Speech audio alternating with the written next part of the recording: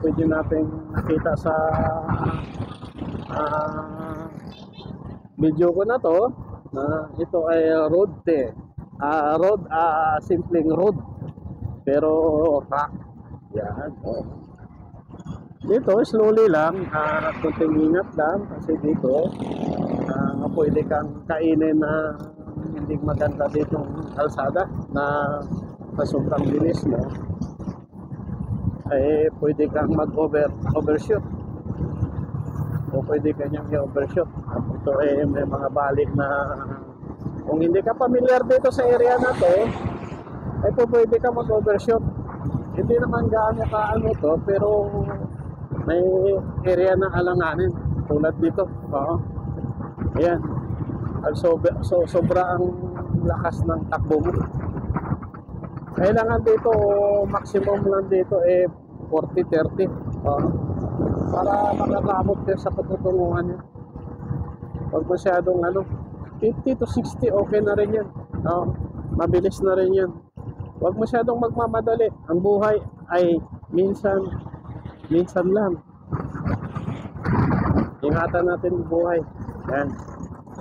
Dahil bukod sa buhay, masakit magpagamot. Masakit yung semento. Ilang paso tayo sa semento. Ang motor naman, madali naman magiging kaibigan. Basta kaibiganin mo rin siya. Dahil tulad din natin, pag tinarantado natin, ang kapwa natin, tarantaduhin din tayo. Ganon din ang kaibigan ng motor. Ayan. Dito tayo sa mga siko-siko na hindi natin masasabi. Yan, katulad dito, baling-bali ito. Oo. Yan. Baling-bali ito. Kailangan yung konting pasensya ko rin. Ayan. Oo. Baling-bali ito. Yan. Konting pasensya. Konting unawa. Pagbibigyan ng kapot. Ayan. Hindi mahirap na mapagbigay tayo. Hindi mahirap magbigay ng pasensya. Basta huwag lang tayo apak-apakan ng below the belt. Yun, Anyway, direksyon natin papuntang Baras, Teresa. Ang una nating bagsak nito, Teresa. Ayan. Madadaanan po natin dito yung Sampaguita Falls. Yan. Rail Cove.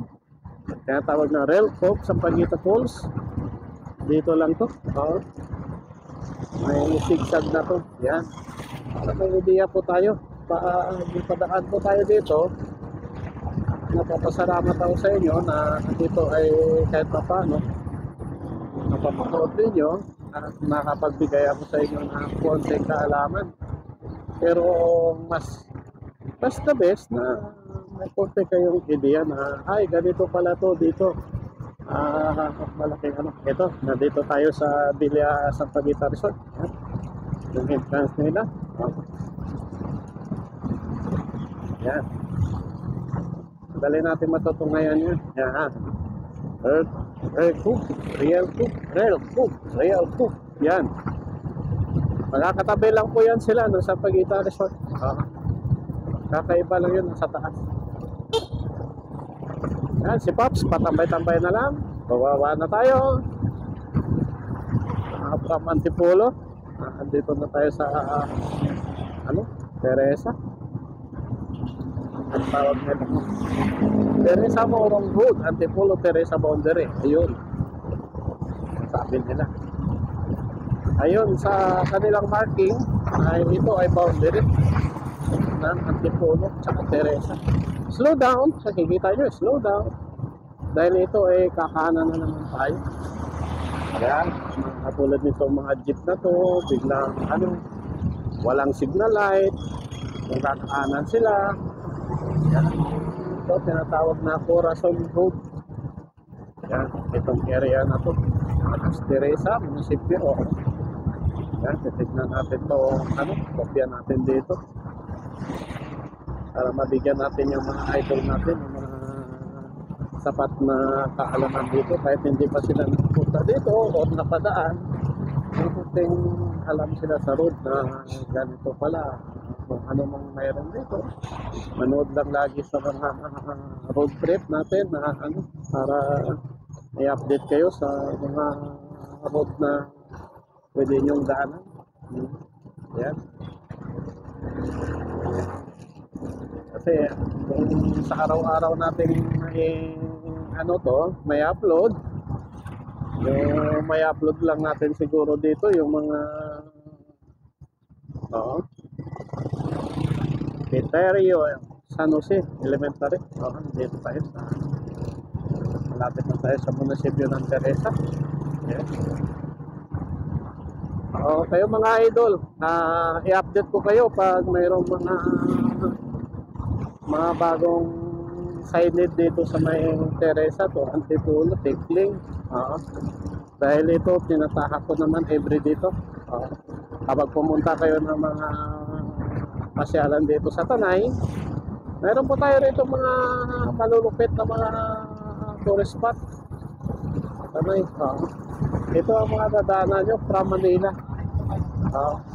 Yan.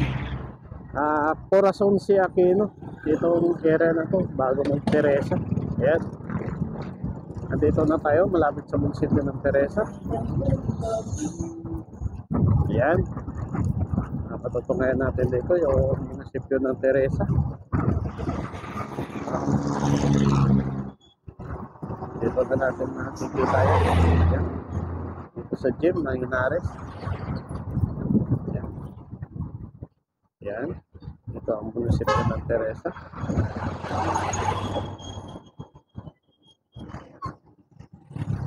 Okay, proceed tayo. Proceed lang tayo. Yan, dito sa Teresa may Unitap. Teresa Unitap Department Store. Malapit lang dito sa may ano, may tawag nito, munisipyo ng Teresa. May mall dito. Yan, may Jollibee din dito. Yan, may McDo, BDO. Yan. May binuksan sila dito ng Kalimpa pa. Pero hindi pa naman nag-o-pero. Yan. Ngayon pa lang yata. Nag-o-pero ito. Mukhang magkakating ribbon sila rito. Magkakating ribbon nga. Dito sa Teresa. May mga ano.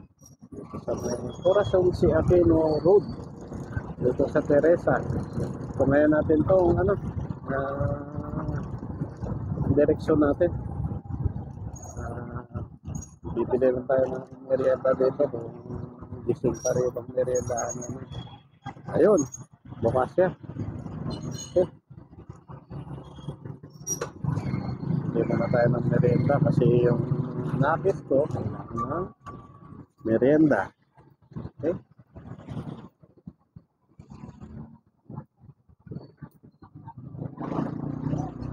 Pabili po. Ito. Yung tawag nito. Hawayan namin. Hawayan. Hawayan. Hawayan. Isa lang, isa lang.